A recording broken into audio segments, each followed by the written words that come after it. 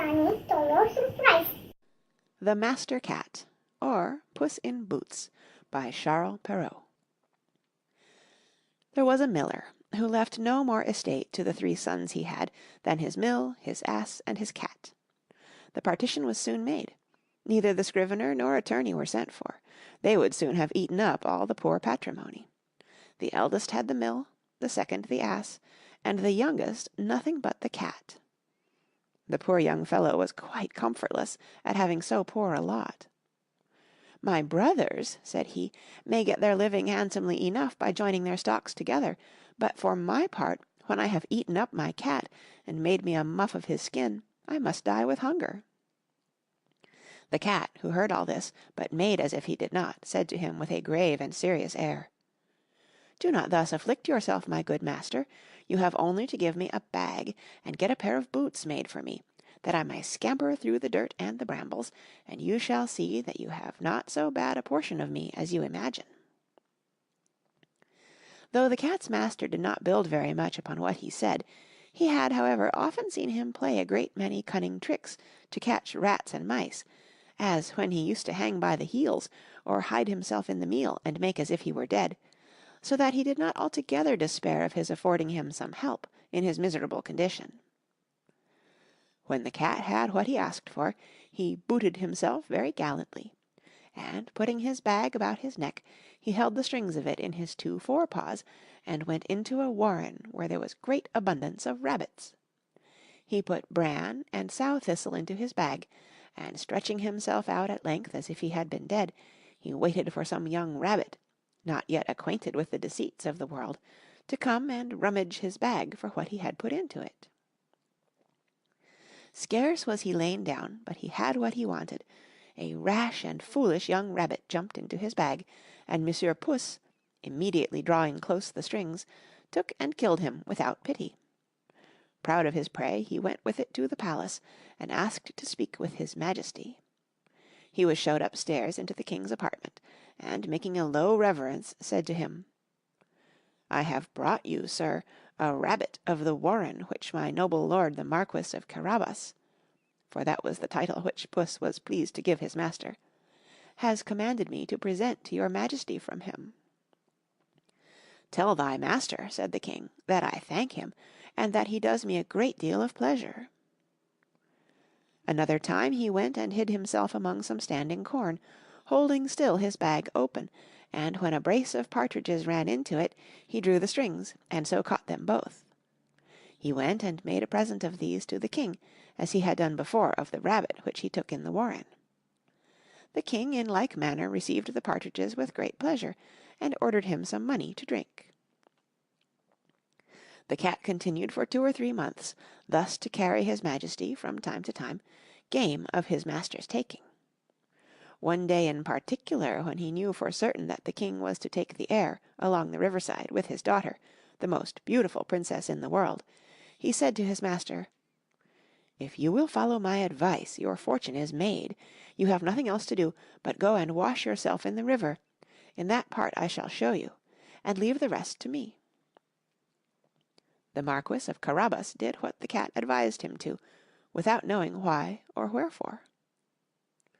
While he was washing, the king passed by, and the cat began to cry out as loud as he could, "Help, help! My lord Marquis of Carabas is drowning!" At this noise the king put his head out of his coach window, and finding it was the cat who had so often brought him such good game, he commanded his guards to run immediately to the assistance of his lordship, the Marquis of Carabas. While they were drawing the poor Marquis out of the river, the cat came up to the coach and told the king that while his master was washing, there came by some rogues, who went off with his clothes, though he had cried out, "Thieves, thieves!" several times as loud as he could. This cunning cat had hidden them under a great stone. The king immediately commanded the officers of his wardrobe to run and fetch one of his best suits for the lord Marquis of Carabas. The king received him with great kindness, and as the fine clothes he had given him extremely set off his good mien, for he was well made and very handsome in his person, the king's daughter took a secret inclination to him, and the Marquis of Carabas had no sooner cast 2 or 3 respectful and somewhat tender glances, but she fell in love with him to distraction. The king would needs have him come into his coach and take part of the airing. The cat, quite overjoyed to see his project begin to succeed, marched on before, and, meeting with some countrymen, who were mowing a meadow, he said to them, "Good people, you who are mowing, if you do not tell the king that the meadow you mow belongs to my lord Marquis of Carabas, you shall be chopped as small as mincemeat." The king did not fail asking of the mowers to whom the meadow they were mowing belonged. "To my lord Marquis of Carabas," answered they all together, for the cat's threats had made them terribly afraid. "Truly a fine estate," said the king to the Marquis of Carabas. "You see, sir," said the Marquis, "this is a meadow which never fails to yield a plentiful harvest every year."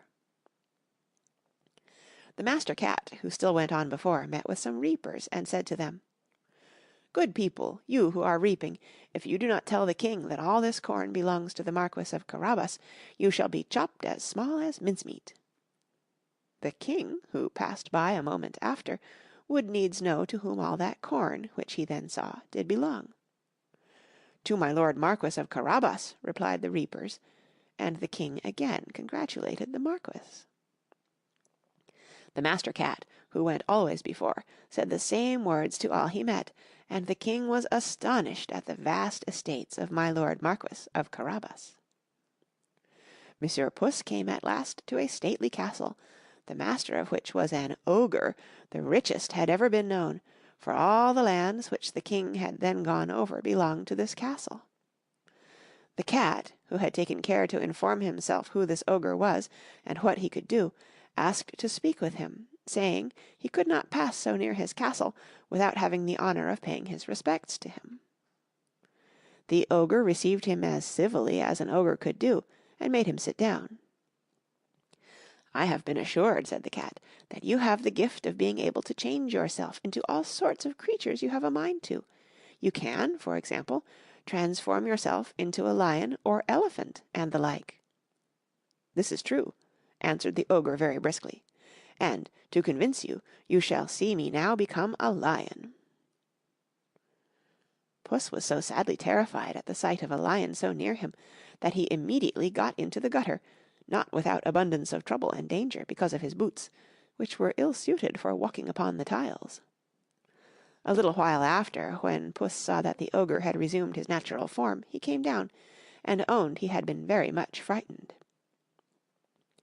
"I have been moreover informed," said the cat, "but I know not how to believe it, that you have also the power to take on you the shape of the smallest animals, for example, to change yourself into a rat or a mouse, but I must own to you I take this to be impossible."